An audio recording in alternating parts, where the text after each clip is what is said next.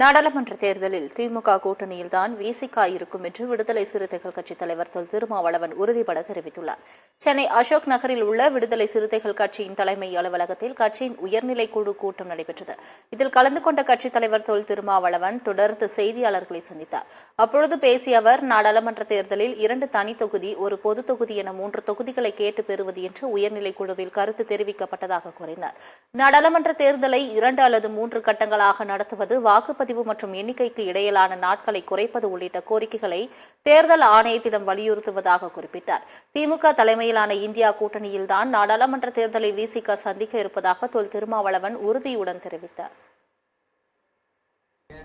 எப்போதுமே தேர்தல் நேரத்தில் பேச்சுவார்த்தை நடக்கும்போது கூட்டணி கட்சிகளுக்கு இடையில இந்த மாதிரியான ஒரு இது இருக்கத்தான் செய்யும். இது அதனால எந்த விதமான பாதிப்பும் கூட்டணிக்கு ஏற்படாது. இந்த முறை ரொம்ப அது நெருக்கமா இருக்கிறது தான் பார்க்கப்படுது. வழக்கம் போல நம்ம ஒரு சரி ஓகே இவ்வளவு கேட்போம் இவ்வளவு கொடுப்பாங்கன்ற மைண்ட் செட்ல அந்த கட்சிகள் அணுகும். பட் இந்த முறை என்னன்னா, பாஜக தரப்புல அமைதியா இருக்காங்க, அதிமுக தரப்புல ஒண்ணுமே இல்லாம செயலிழந்து கிடக்குறாங்க. அதனால திமுக கூட்டணியை பற்றிய பேச்சு அதிகமாயிருக்கு, வேற ஒன்றும் கிடையாது.